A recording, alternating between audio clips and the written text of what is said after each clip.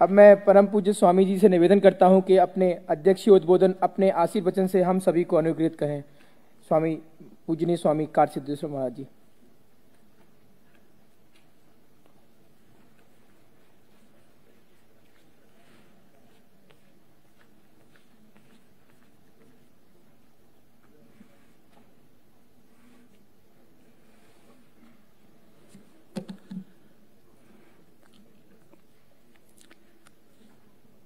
सहनाववतु सहनौ भुनक्तु सह वीर्यं करवावहे तेजस्विनावधीतमस्तु मा विद्विषावहे।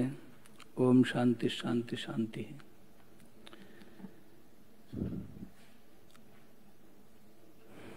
अखिल भारतीय विद्यार्थी परिषद के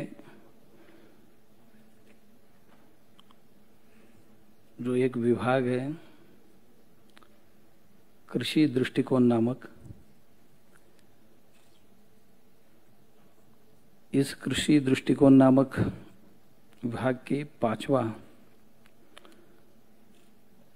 सम्मेलन जो हो रहा है, इस सम्मेलन में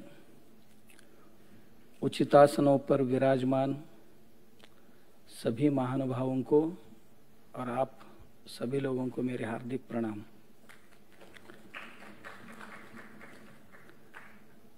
लगता है कि आपको देखते हुए और भी आपको हिंसा देना मुझे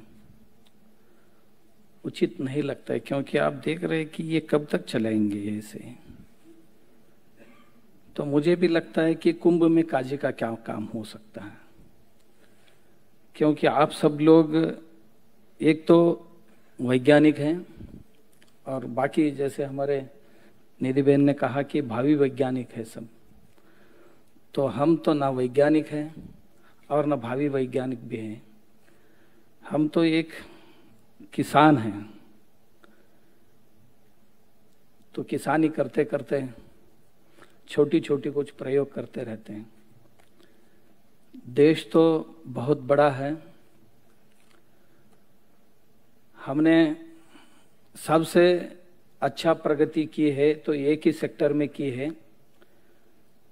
47 में हम 40 करोड़ थे, 10 करोड़ उधर चले गए, 30 करोड़ इधर बचे थे हम। 70 साल में 30 करोड़ का 140 करोड़ बनाया। दुनिया में किसी को यह संभव नहीं है। हमारी देश की आबादी अब 140 करोड़ के आसपास में पहुंच गई है। 70 साल में हमने इतना बहुत बड़ी साधना की है कि किसी एक तहसील में एक वैद्य हुआ करता था, डॉक्टर हुआ करता था। हम आज हर गांव में 4-4 डॉक्टरों को खड़ा किया। ये हमारी क्या छोटी साधना नहीं है। और हर तहसील में एक ही पुलिस स्टेशन हुआ करता था, आज हर होबली में एक एक पुलिस स्टेशन खड़ा किया। ये क्या छोटी साधना है हमारी। बहुत बड़ी विकास कर लिया हमने इस देश में 70 साल में। पहले हमारी घर की चाय नाश्ता की सभी सुविधाएं घर से ही होते थे। 70 साल में हमने इतनी विकास कर ली कि हम आज पानी गर्म करने के लिए भी बिजली की राह देखनी पड़ती है। चाय बनाने के लिए भी हम और किसी की राह देखने पड़ते हैं। हमारे घर की खेती होते हुए भी हम दूध वालों की राह देखते हैं। तो आत्मनिर्भरता तब आएगी देश का जब हर गांव का किसान जो है और किसान का घर जो है वो आत्मनिर्भर बनेगा, तब देश आत्मनिर्भर होगा। हम सुबह से लेकर शाम तक भिक्षुक जैसे हमारे घर की 5-25 एकड़ जमीन होते हुए या 5 एकड़ जमीन होते हुए कोई मेहमान घर आते ही तुरंत थैली लेकर दुकान पे चलने लगते हैं। क्या लाने जा रहे हैं? चावल लाने जा रहे हैं, शक्कर लाने जा रहे हैं, अनाज लाने जा रहे हैं, सब्जी लाने जा रहे हैं। ये क्या संकेत हो सकता है कि क्या आत्मनिर्भरता की संकेत हो सकता है? देखिए, हमारे खेत में इतनी जगह होते हुए हम हमारे घर के लिए ना सब्जी उगा सकते हैं, ना कोई अनाज उगा सकते हैं। 2.5 रुपए में गन्ना उगाते हैं और 150 रुपए में खाद्य तेल खरीदते हैं। ये हमारी स्थिति है आज की। तो जब तक हम हमारी घर को आत्मनिर्भर नहीं बनाएंगे, सुबह दंत मंजन भी हमें खरीदना पड़ता है, ब्रश भी हमें खरीदना पड़ता है। हमें नाश्ता के लिए जाएंगे तो हमारे घर में ना रवा घर का बनता है, ना आटा घर का बनता है, ना मुरमुरा घर की है और ना कोई चीज हमारी घर की होती है। और चाय के लिए शक्कर भी हमारे घर के नहीं, ना गुड़ भी हमारे घर के है, और दूध भी हमारे घर की नहीं है। और स्नान करने जाएंगे तो तब साबुन भी हमारे घर की नहीं, हमारे गांव की नहीं। घर का छोड़ दीजिए, गांव का तो होना चाहिए, गांव का भी नहीं है। और ना जूते हमारे घर की रही है, गांव की रही है, ना कपड़े हमारे गांव की रहे, ना बर्तन हमारे गांव की रही है। क्या हमारे गांव में नहीं थे पहले? सब था। जैसे ही ब्रिटिश भारत में आए वैसे हम परावलंबी बनते गए। सभी जो गांव में सब कुछ बनता था, गांव स्वावलंबी था, इसीलिए देश भी स्वावलंबी था, आत्मनिर्भर था। जैसे ही गांव से एक एक इंडस्ट्री, कुटीर उद्योग खत्म होते गए, इंडस्ट्री बड़े बड़े सेंट्रलाइज होते गए, उस सेंट्रलाइजेशन में हम उसके पीछे शहर चलने लगे। आज स्थिति ये हो गई देश की, हमारे महाराष्ट्र में तो करीब करीब 48% लोग शहर में रहते हैं और 52% लोग ही गांव में रहते हैं। और गांवों की स्थिति ये हो गई कि, और शहरों की स्थिति ये हुई कि शहरों को सूजन आने लगे, गांव बढ़ने लगे तो लोगों को लगता है कि गांव सुधर रहा है, विकास हो रहा है, शहरों की विकास हो रहा है। शहरों की विकास तो कहीं भी नहीं हुआ। इसी दिल्ली का देखिए, कितने गांवों को ये निगली दिल्ली ने, कितनी नदियों को निगल डाली है, बड़े बड़े नदियों को नाला में परिवर्तित कर दी, बड़े बड़े छोटे छोटे अद्भुत जो देहात थे उनको निगल ली। आज जिस गांव में अच्छी तरह से खाते थे, पीते थे, रहन सहन होता था, आज हम देखेंगे तो अच्छी हवा नहीं मिल रही, अच्छी खाना नहीं मिल रहा, अच्छी रोड नहीं मिल रहे, अच्छे लोग मिल नहीं रहे, अच्छी विचार नहीं मिल रहे। ये तो हम देख रहे हैं। क्या ऐसे कहने से क्या राष्ट्र सुधरेगी? क्या गांव में जाके हम देखेंगे तो गांव में स्थिति ये ऐसे है कि कहीं गांव में सिर्फ बूढ़े लोग ही रहते हैं, युवा कोई रहता ही नहीं है। ज्यादातर गांव में आप देखिए जाके, जो अकाल पीड़ित प्रदेश है वहां पर आप जाके देखिए तो गांव में सिर्फ बूढ़े लोग रहते हैं, युवा लोग सब गांव छोड़ के चले गए। क्या ये किसकी संकेत माना जाएगा? क्या हमारा देश, क्या हम आत्मनिर्भर कब बनेंगे, कैसे बनेंगे? इसके लिए योजना बनने की आवश्यकता है। देखिए, समानता बढ़ना चाहिए था, विषमता बढ़ने लगी। कुछ 70% संपत्ति कुछ 7 या 8% लोगों के हाथ में चली गई। देश में 60% युवा है, उसमें 42% युवा या 43% युवा गांव में रहते हैं, मगर किसी काम के नहीं रहे हैं। सिर्फ वो सरकारी काम के लिए कोई कॉल फॉर्म आता है तो 50-50, 60-60 लाख लोग 200-300 सिपाही की पोस्ट के लिए 60-60 लाख लोग अर्ज करते हैं। और गांव में खेत में काम करने के लिए कोई मजदूर नहीं मिलता है, और कोई किसी का कंपनी है तो अच्छा अकाउंटेंट नहीं मिलता है, और अच्छा कारीगर नहीं मिलते हैं। देश में यानी लोग हमने तैयार की, मगर जो कुशल होना चाहिए था, कुशल पीढ़ी अपनी कुशलता गंवा बैठी है। और जो अलग अलग प्रकार की हमारी मानसिकता ये बनी है अब देश की, भारत की, जैसे राजा बलि होता था तो मुफ्त में सब बांटता था। तब एक माँ ने तय की कि ऐसा मुफ्त बांटने लगा तो बाद में हमारी युवा पीढ़ी बर्बाद होकर के, अपना एक छोटा सा बेटा था उसको उसने प्रशिक्षित की, इस राजा को ऐसा रखना नहीं चाहिए। ये मुफ्त में खाने वाले लोग देश में बढ़ेंगे तो देश बर्बाद हो जाएगी एक दिन। तो हमारे देश को किसी ने आदत डाला है कि मुफ्त में खाने की, ₹1 किलो चावल, ₹1.5 किलो चावल की आदत डाल दी, फिर उसको अब पीछे लेना भी मुश्किल हो बैठा। और जो पीढ़ी है वो मुफ्त में, हमारी सब लोगों की इच्छा ये हुई है कि हमें मुफ्त में चाहिए, बहुत चाहिए और झटपट चाहिए।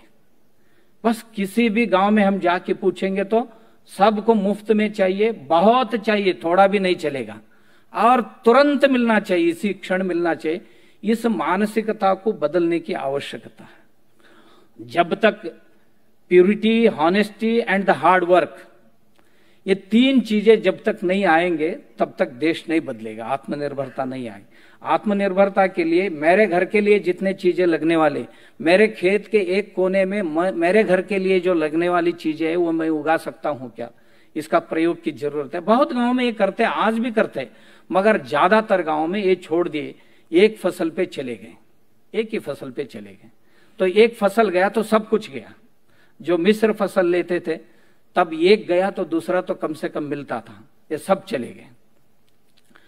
तो आहिस्ते आहिस्ते ये हुआ कि हम उसमें भी डिपेंडेंट बन गए।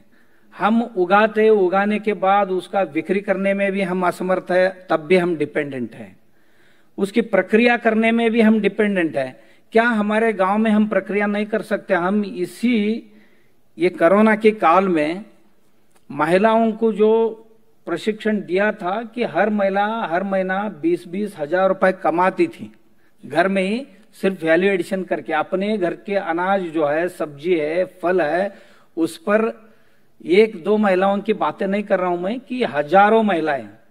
एक इंजीनियरिंग की लड़की नौकरी चली गई, चली जाने के बाद गांव आई, क्या करे अब? वो मास्क सिलाई के पीछे पड़ी। हमारे केवीके के यहाँ हेड है रविंद्र जी, इन लोगों ने उनको मार्गदर्शन किया और सेल्फ हेल्प ग्रुप को जोड़ दिया। वो कुछ 6-7 महीने में 1 करोड़ से भी ज्यादा टर्नओवर की। कि गांव में भी क्या नहीं हो सकता है, बहुत कुछ हो सकता है। देखिए इसी एरिया में मेरा एक पहचान का आदमी मिला था। गेहूं की जो डंडे होते हैं, गेहूं की, तो आज तक किसी ने ऐसा सोचा है कि गेहूं की जो डंडे है, ऊपर का तो भुट्टा हम निकाल लेते हैं, तो नीचे की यदि डंडा इस्तेमाल किया तो ये जूस पीने के लिए क्या बोलते हो, स्ट्रॉ जो है, उससे बेहतर और कोई स्ट्रॉ हो ही नहीं सकता है। ये किसान यदि मन में लाया तो गेहूं से 10 गुना पैसा ज्यादा वो डंडे में मिला सकता, डंडे में कमा सकता है। कुछ नहीं है, 6 इंच की डंडे होते हैं, कुछ बॉटल ही होता है, कुछ 6 इंच का, 200 ml का बॉटल इतना होता है, इसका हाइट है 6 इंच है, इससे भी छोटे होते हैं बॉटल। इसमें वो डंडा डाल न गीला होती है न चिपकती है। उसको फिर सिर्फ इतना है कि 6 इंच का कटिंग करना है, एक बार स्टराइल कर लेना है, बस काम और कुछ नहीं है। 10-10 का एक बंडल बनाना है, अच्छी तरह से पैकिंग करना है, बस। करोड़ों रुपए कमाए कहीं युवा इस पर। हम बहुत लोग आम खा की गुठली फेंक देते। मैंने गुजरात में देखा, गुठली के अंदर जो बीज है, उस बीज को निकाल के टुकड़े करके सुखा के उसको चाट मसाला लगा के जो मुखवास बनाया, हर साल 25 लाख का बिजनेस करता है। एक व्यक्ति अपना 15 एकड़ का आम की बागान है, उसे 25 लाख का बिजनेस करता है। तो हमें ये विजन चाहिए। मैं अभी गया था तो बनाना काट के फेंक देते सब लोग, बनाना तो निकालते, उसका जो पेड़ है उसको फेंक देते। तो एक युवा ने, जो बैंक में बड़े हुद्दे पे मैनेजर हुआ करता था, रमेश भाई करके, आनंद से कुछ एक 8-10 किलोमीटर दूरी पे है, मैं गया था उनके पास, तो देखा उन्होंने उसका जूस निकालता है, जो डंडा है उसको तुरंत लाके काट के उसका छिलका टुकड़े टुकड़े करके उसको ऐसा छीलता है, छील के उसकी जूस निकालता है। जो जूस है उसको खाद बनाता है, लिक्विड फर्टिलाइजर। 2 साल में उन्होंने कई करोड़ के बिजनेस किए। और जो बाकी जो फाइबर बचता है, और फाइबर का दूसरों को देता है, दूसरा आदमी उस पर काम करता है, वो कपड़े बनाता है, बहुत सारे 100-150 चीजें उससे बनाता है। क्यों नहीं? मैं अभी कारवार डिस्ट्रिक्ट में गया था, तो एक किसान के घर में गया, दिनेश भट्ट करके, पति पत्नी और 2 मजदूर उन्होंने लिया है, खुद की जमीन नहीं, कुछ नहीं है। उन्होंने 6-7 चीजें दूसरों से खरीदते हैं, 6-7 प्रकार की जूस बनाते। हर साल का उनका इनकम है 1 करोड़ 25 लाख। और दूसरे एक के पास गया था, सिरसी के पास, 8वीं कक्षा नापास व्यक्ति है, 11 बच्चे, माता पिताओं को, उनका प्रॉपर्टी पूरा बैंक ने जब्त किया था, रहने के लिए घर नहीं थी, होटल में टेबल पूछता था। फिर किसी ने उसको गाली दी, अरे तुम हव्यक ब्राह्मण हो कि टेबल पूछने के क्या काम करते हो, कुछ काम गांव में जाके करो। फिर गांव में आ गया तो कोई किराए का घर भी नहीं दिया उसको, उन्होंने किसी ने मुफ्त में जगह दी तो झुग्गी लगा के वहां रहता था। अब उस व्यक्ति के घर में मैं अभी 1 महीने पहले जाके आया।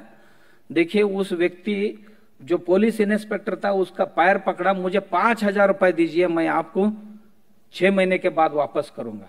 उसको दया आई, उन्होंने 5,000 दिया और एक 5-6 लोगों से 2-2 हजार लेके उसको दिया। कुछ 20,000 रुपए लेके उन्होंने बिजनेस शुरू किया, शहद की, मधुमक्खियों की बक्सा बना लिया। दूसरे साल में 17 लाख की बिजनेस की। अब कुछ हो गया, उनको 12-13 साल हो गया। इसमें आज उसका बिजनेस है 2,28 लाख रुपए की।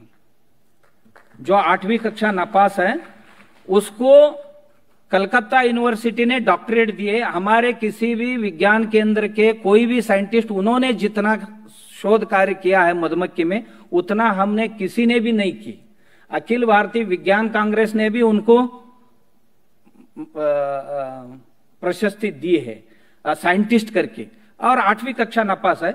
वो मधुमक्खियां है ना, ये जो पीठ दर्द होता है सायाटिका वगैरह जो है, इसमें वो एक तंत्र ढूंढ लिया है, उसको दंश करवाता है मधुमक्खी से।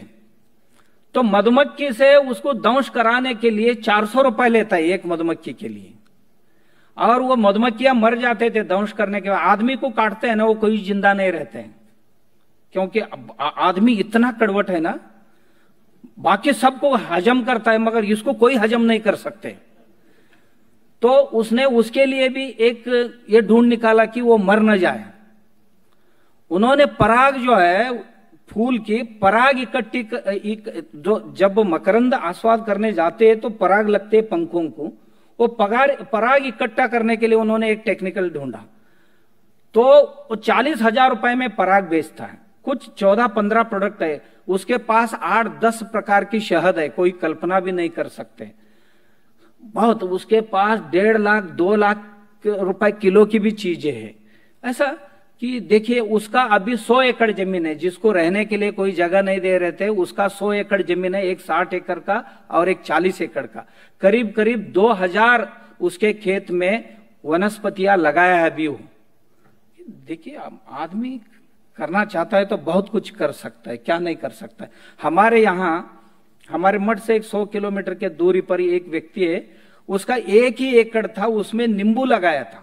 नींबू बेच रहा था तो पैसा नहीं मिल रही थी, आजीविका नहीं चल रही थी। उन्होंने सोचा कि नींबू बेचने से बेहतर हम अचार बना के बेचेंगे। अब उसका अचार का टर्नओवर हर साल 1.5 करोड़ है। और वह आदमी लिखना भी नहीं जानता, पढ़ना भी नहीं जानता। अब IIT और IIM में लेक्चर देने के लिए जाता है कि आदमी कर सकता है, बहुत कुछ कर सकता है, हर चीज में कुछ ना कुछ हम कर सकते हैं। सिर्फ सुनने से या बात करने से कुछ भी नहीं होगा, हम करने से। हमारे मठ के ही बगल में 2 भाइयों ने बनाना चिप्स बनाने का एक छोटा सा फैक्ट्री लगाया। अब उस फैक्ट्री में 150 लोग काम करते हैं। छोटा सा गांव है, गांव की लोक संख्या है कुछ 1000 या 1,500 की लोक संख्या है। उधर उन्होंने बनाना चिप्स की, उसका देख के दूसरों ने एक लगाया, और तीसरों ने अभी मुरमुरा का लगा दिया, चौथे ने वहां पर पॉली हाउस लगा दिया। हमारे ये केवीके वालों के साथ, सब हमारे ये केवी के साथ जुड़े हुए लोग हैं। कि मतलब ये है कि हम करना चाहते हैं तो बहुत कुछ कर सकता है, तब ही देश। हर किसान का घर जिस दिन आत्मनिर्भर बनेगा तब ही पूरा देश आत्मनिर्भर बनेगा। जब गांव पूरा आत्मनिर्भर नहीं बन सकता है, गांव जब डिपेंडेंट रहेगा, देश कभी भी स्वावलंबी नहीं बन सकते। देखिए एक व्यक्ति हो या प्राणी हो, उस व्यक्ति या प्राणी का एक पैर बड़ा हो गया, एक पैर छोटा हो गया तो कभी भी वो सुधार नहीं कह सकते हम। किसी एक क्षेत्र बड़ा हो गया, किसी एक क्षेत्र छोटा हो गया कभी, क्योंकि कृषि क्षेत्र 100% लोगों से जुड़ा हुआ है। हर व्यक्ति को यहाँ खाने के लिए चाहिए, इसलिए किसान के लिए बहुत बड़ी हमदर्दी है हमारे देश में। वो सबके लिए अन्न देता है, अन्नदाता, ये ठीक है। वो जहरदाता भी है, ये हम नहीं जानते हैं। वो जितना अन्न देता है उतना जहर मिला के भी देता है, क्योंकि उसको पता है ये जहर शरीर के लिए हानिकारक है, फिर भी साइंटिस्ट ने उसको 10 ml छिड़काने के लिए कहा था तो वो 100 ml छिड़काता है। और देश में इतनी जो फूड इंडस्ट्री बढ़ना चाहिए, जो कृषि प्रधान देश में फूड इंडस्ट्री बढ़ना चाहिए था, इस देश में फार्मेसी और हॉस्पिटल इंडस्ट्री बढ़ रही है। संकेत किस ओर जा रहे हैं हमारे देश के, हमें सोचने जैसे। हम क्योंकि हम सब लोग कृषि से जुड़े हुए लोग हैं और ज्यादातर लोग कृषि की ओर नहीं जाने वाले, क्योंकि हमारे देश के जितने भी कॉलेजेस हैं, आज तक का अध्ययन आप करेंगे, 1-2% लोग ही कृषि की ओर गए, बाकी सब लोग यूपीएससी या प्रदेश की जो भी कॉम्पिटेटिव एग्जाम होते, साइंस के छात्र सबसे ज्यादा उसी ओर जाते हैं, क्योंकि उनका सिलेबस में, ये जो एग्रीकल्चर की सिलेबस में ज्यादातर सिलेबस कवर होता है कॉम्पिटिटिव एग्जाम का, इसीलिए ज्यादातर युवा युवतियां उस ओर दौड़ पड़ते हैं। बहुत खर्चा करके हमारे सरकारें इनको, हम लोगों को साइंटिस्ट बनाते, खेती में जाके काम करे, मगर ज्यादातर कृषि विज्ञानी जो है वो कोई भी खेती में काम करने के लिए तैयार नहीं, वो सब लोग एडमिनिस्ट्रेटिव में जाने के लिए आतुर होते हैं।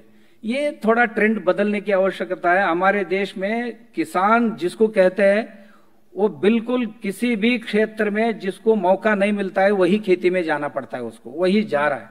यदि ज्ञानी लोग, सुशिक्षित लोग खेती में जाएंगे तो हमारे देश की खेती इतनी मजबूत होगी कि हम सोच भी नहीं सकते, क्योंकि कई लोग अभी जा रहे हैं। ये कोरोना ने बहुत कुछ पढ़ाया हमें, बहुत लोग खेती की ओर जा रहा है। 33% ट्रैक्टर की डिमांड बढ़ गई देश में, इतनी लोग खेती की ओर जा रहे हैं।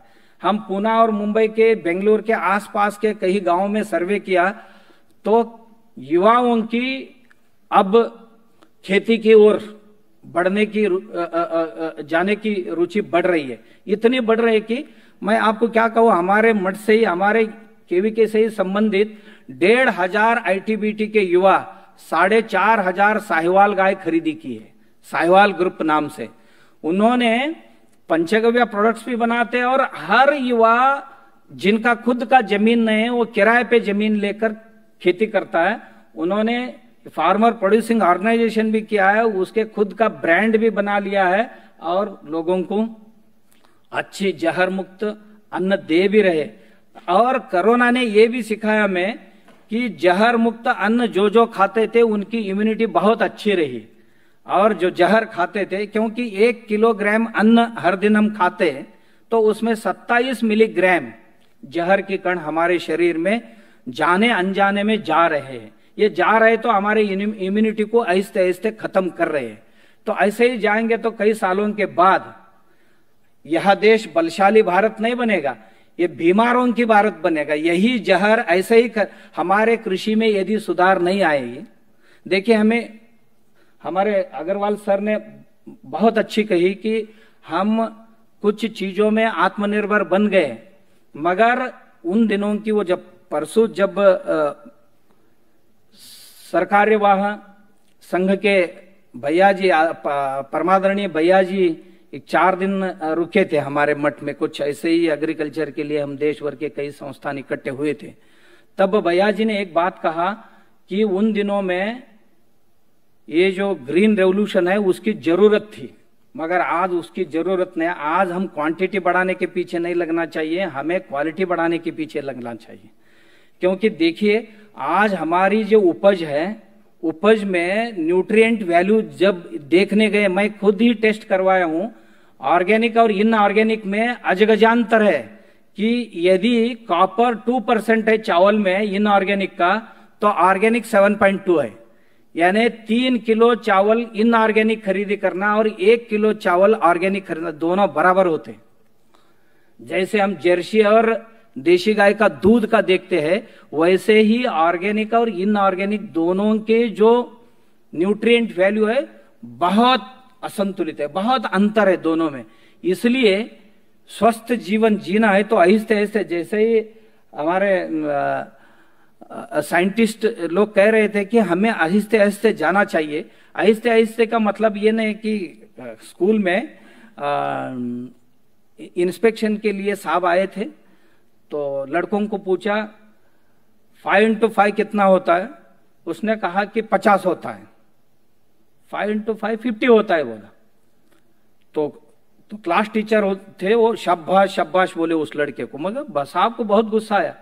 साहब ने कहा अरे वो 5 into 5 को 50 बोलता है, तुम शाबाश बोलते। सर वो 15 दिन पहले 550 बोलता था, 50 पे आ गया। आएगा आहिस्ते आहिस्ते 25 तक आएगा, मगर वो 25 तक आएगा तब तक स्कूल रहना चाहिए, हम सब लोग रहना चाहिए। तो इसलिए हमें जरूरत है कि इसमें शीघ्र बदलाव लाने की। जो पुराना सिस्टम है, जैसे सर ने कहा, हमारी पुराना सिस्टम जो है अभी वो अन्न धान्य का कमी न हो, मगर हमें जितना शीघ्र हो उतना परिवर्तन करने की जरूरत है। क्योंकि करीब करीब 175 दशलक्ष हेक्टेयर जमीन में हम खेती करते हैं, इसमें 1% अब हम ऑर्गेनिक में हैं, 1% में भी जो उगाते हैं उसमें 1% भारतीय लोग खाते हैं, 99% यूरोप और अमेरिका के लोग भारतीय जैविक अन्न खाते हैं। हमारे लोग उगाते भी खाते भी नहीं है, ऐसे लोग हैं। हमारे लोगों को सस्ता मिलता है, मुफ्त मिलता है तो जहर भी खा लेते हैं। ये हमारी मेंटेलिटी बन गया हमारे लोगों की। देखिए आप, मैं करोड़पतियों को देखा, क्योंकि हमारे केवीके के माध्यम से हमने किसानों को आय दुगना करने के लिए पिछले 3 साल से 40 रुपए किलो सब्जी का भाव देते हम।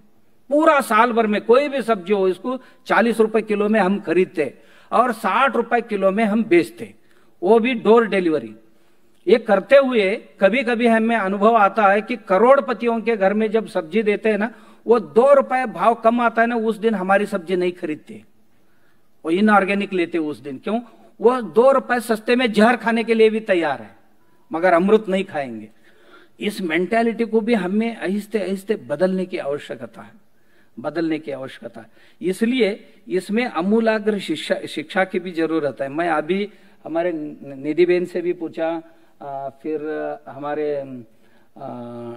डॉक्टर साहब से भी पूछा कि हम कृषि में हमारी जो विद्या है, क्योंकि अग्रवाल सर है इधर, उनकी काम है कि हमारी जो एग्रीकल्चर सिस्टम है, एग्रीकल्चर की जो सिलेबस है, उसमें भारतीय एग्रीकल्चर सिस्टम कितना है, कि जो पाठ्यक्रम हम पढ़ते हैं उसमें कितना है।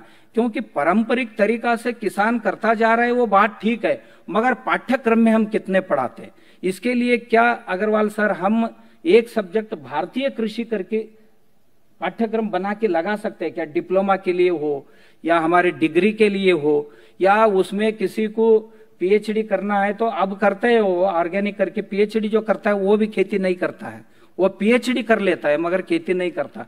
आप कहेंगे कि आप कैसे कहते हैं? मैं दिन भर उन्हीं लोगों में रहता हूं, आप जितने लोगों में नहीं रहते उतने लोगों में हम रहते हैं। तो इसीलिए तो हमें जरूरत है कि प्रैक्टिस की। क्या हमारी विश्वविद्यालयों में, कॉलेजों में, टेक्निकल इंस्टीट्यूट में, क्या हमारे जो शूरपाल जी ने लिखा हुआ वृक्षायुर्वेद है उसके प्रयोग हमारे साइंटिस्ट करके देखेंगे क्या? कृषि पराशर ने जो लिखा हुआ है उसमें क्या, हमारा बृहद संहिता है और कई ग्रंथ है, बहुत सारे ग्रंथ हैं, उनमें लिखा हुआ है कि खेती कैसा किया जाए, पेड़ों को कैसा पालन पोषण किया जाए, पशुओं की रक्षा कैसे की जाए। ये जो जब हम देखेंगे, इस पर प्रयोग करेंगे तो जरूर। और हमारी जो भारतीय कृषि पद्धति, क्योंकि हम देखिए, हम न मिट्टी में स्वावलंबी हैं, न पानी में स्वावलंबी है, न खाद में स्वावलंबी है, और न बीज में स्वावलंबी है। सब चीजों के लिए एक तो हम मल्टीनेशनल कंपनियों पर निर्भर करते हैं, या अलग अलग यंत्रोपकरण है उनके लिए, या उसके बाद पोस्ट हार्वेस्टिंग टेक्नोलॉजी जो है उसमें भी हम परावलंबी है। यदि आत्मनिर्भर बनना है तो ये सभी क्षेत्रों में हमें काम करने की आवश्यकता है। मुझे लगता है कि आप सब लोग इस ओर थोड़ा ध्यान देंगे। आप खुद ही ये कहना चाहिए, आज किसान की अवस्था इतना विकट हो गए हमारे देश में, किसान को कोई लड़की भी नहीं देते हैं। इतनी बुरी हाल दुनिया के किसी भी देश में नहीं होगा, मगर भारत के किसान के, वो खेती करता है, वो करोड़पति हो, उसको लड़की नहीं देंगे। तो पहले किसान को ही ढूंढ ढूंढ के देते थे। तब प्रतिष्ठा आएगा जब इस देश के किसान को ढूंढ ढूंढ के लोग कहेंगे कि हम हमारी लड़की देंगे तो किसान को ही देंगे। हमारे देखिए, एग्रीकल्चर कॉलेज के ही लड़कियों से आप पूछे तो आप किसान से शादी करोगे? वो बोलते हैं नहीं करूंगी।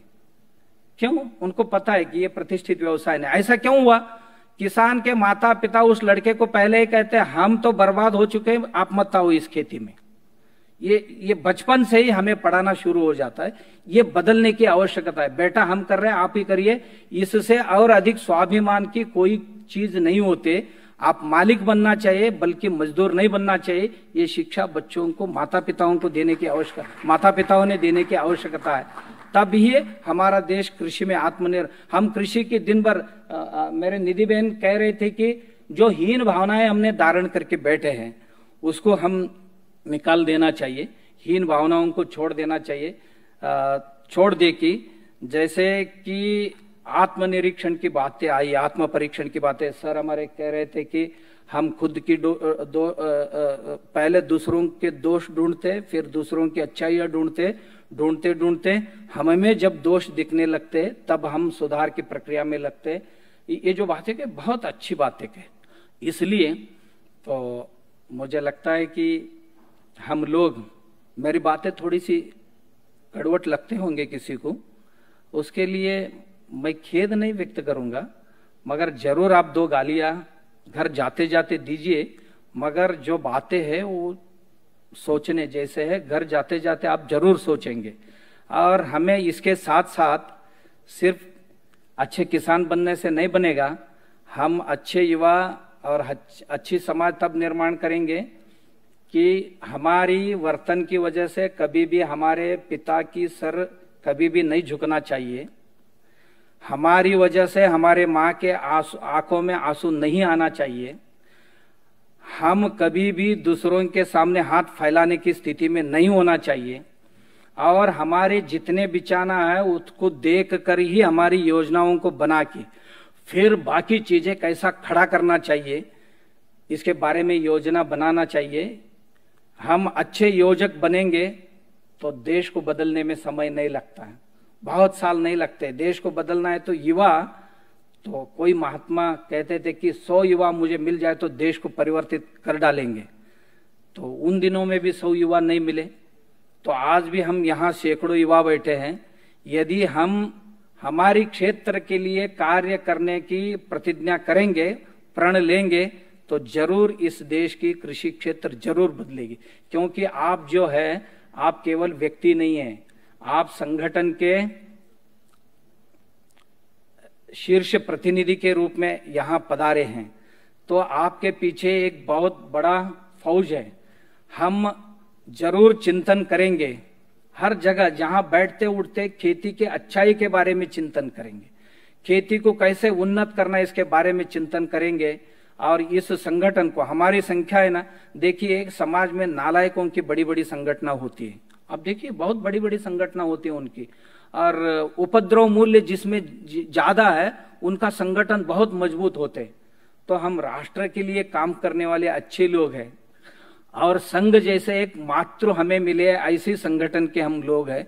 ऐसे कोई संगठन नहीं होगा कि संघ जैसे मातृवत पालन पोषण करने वाले ऐसे मिले हैं।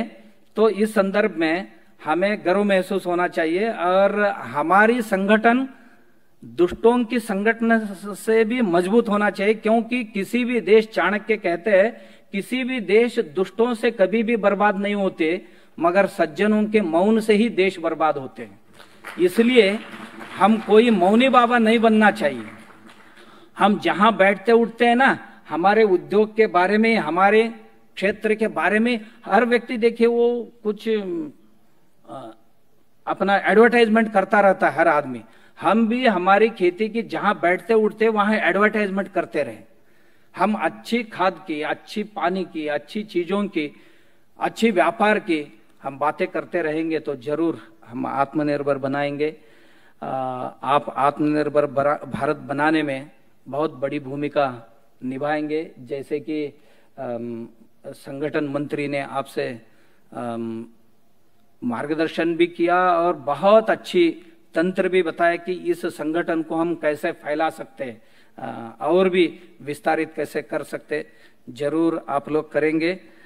मुझे आपका दर्शन करने की एक अवकाश प्राप्त करके दिया संगठन के पदाधिकारी, इसलिए मैं उनका और आपका धन्यवाद करता हूँ। नमस्कार।